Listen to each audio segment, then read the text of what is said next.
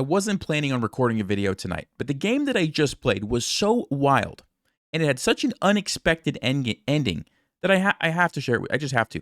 I found myself in this position. I'm totally losing. You can see the black there, -6. Black is destroying me, and I found a clever idea, a little trick to try to come back, and it actually paid off for me. I'm going to show you guys the game, how we ended up in this complete mess of a position, and what my trick was to ultimately save the game. This is one of my best wins that I've had in a very long time, okay? So we had a Caro-Kann, and I got to play my gambit here. So I bring the bishop out, and then we sack the pawn, and yes, we lose a pawn, but what do we get in return? We get this diagonal, we get the castle, we can bring the rook in, and we have quick development, and it's a lot of fun. It's the opening that I teach in my gambit course. He goes bishop f5, which is one of the best moves. I castle, lining up on the bishop. He goes back, and I play knight g5. I was kind of on autopilot a little bit. Normally they'll play e6, and then that's when I play knight g5. If I would have known he was going to play this, I probably would have played a different move, but like I said, I was kind of moving pretty quickly, and so I just sort of played it. But we ended up transposing anyway, and here I sack the bishop, all right? And why am I doing this? Well, I'm getting 2 pawns, but I'm also jumping the knight and attacking the queen, and more importantly, I'm opening up the king, right? The pawns have been cleared. We now have the e-file ready to attack, and black is not ready to castle yet, right? So here we go. He plays queen e7, and I played bishop g5. Again, I was still kind of on autopilot. Normally, they'll play queen d7, and against that, I think bishop g5 is the best move. On queen e7, it's just actually better to immediately go with the rook. That's what I should have done, but like I said, I'm trying to play quick, and so I just played bishop g5. And the point here is, even though our knight is undefended and black can take it, we're going to pin the queen and win the queen, right? That's exactly what happened. And I did trade the knight first. The reason you do that is because otherwise you have to worry about, stuff like this where the knight blocks. And I guess you could probably still like win your piece back and it's probably okay. But if I take that first, like I did in the game, then I can guarantee that I actually just win the queen. But here's the problem for me. Black just takes, which is what they did. And they actually have a lot of pieces for my queen. Okay, so we have a knight and a rook over here, 2 bishops and a rook disconnected. No, I don't think so. Let's just close that. They have 2 bishops and a rook for my queen, which just from the pieces for the queen standpoint, that's plenty. That's plenty of material. The issue for black is that the king is not safe. So it kind of balances out. Like, yes, they have more material, but my king is safer. And so Stockfish thinks it's about equal, which is really interesting. We have this weird dynamic already. So the king moves. I didn't really know what to do, so I played d5, and I'm thinking like, well, I got to try to attack the king somehow, so if they take me, then my knight jumps to the center, which must be good. I'm going to go queen e6, which must be good, right? Totally missed this move. Bishop c5, check. And then I have to move, and then bam, the rook comes over, which gains a tempo, and at the same time, defends against my major threat. So now I'm like, well, great, what do I do now? So I moved over here. And I don't really have a threat. I mean, I'm not even really attacking anything. Everything's defended. So I didn't really know what to do, right? He goes here. I had one idea of like maybe trading and trying to fork these guys, but rook e5 is a nice move because now if this pawn ever moves, the bishop's defended.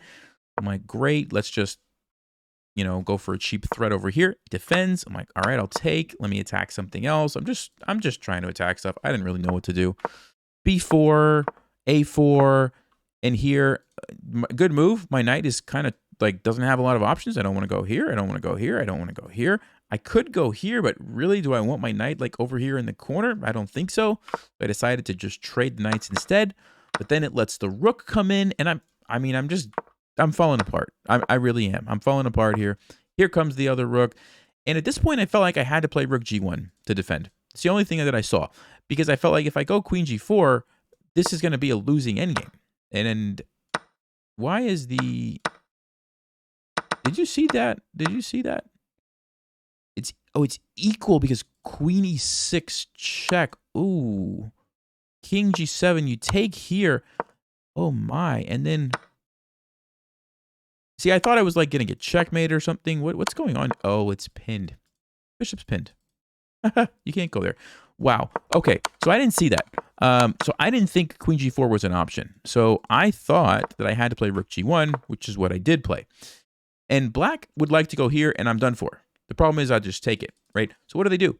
They play rook here, defending that, getting ready to go there, and it's all over for me. So I had to come up with something. I had to come up with a last-ditch effort, and I saw one thing. Okay, I saw one thing. I played queen check. They went here, and this is where I set the trap. So if you guys want to pause, what do you think I played here to give myself some hope, some chance to win this game? Keeping in mind, bishop e4 is coming. Okay, that's coming. All right, the move that I played was queen takes c6, and I knew black was going to go here because that's what they wanted to do. It's also attacking my queen, and it's threatening to like just checkmate me and take all my pieces. And then I played queen e6. This, my friends, is a very clever move because it looks like, wait a second, Nelson, you're losing your queen to a discovered check or discovered attack with check with the, what are you doing, right? And that's exactly what they did because they didn't realize rook takes g2 is also check. And they can't take my queen because they're in check. They have to take my rook. And then I'm able to take the bishop with check. And guess what? Now my queen can just check the king forever, right? So here we go, check. And I don't want to take this, right? Go into an endgame, you know, with 3 pawns against 2. So I'm like, okay, check, check. And now something fascinating happened. Something fascinating happened because I realized, wait a second, it's equal pawns. I guess I can go ahead and trade this and go into the endgame. I was getting low on time. I said, why not do that? But what do you notice? What do you notice about the eval bar over there? It's saying white is winning. How is white winning a position that it's totally equal? I mean, our kings look like they're in pretty similar positions. We both have pawns. What's going on? You guys want to pause. Why is this so much better for white? That's the question. That's the million-dollar question.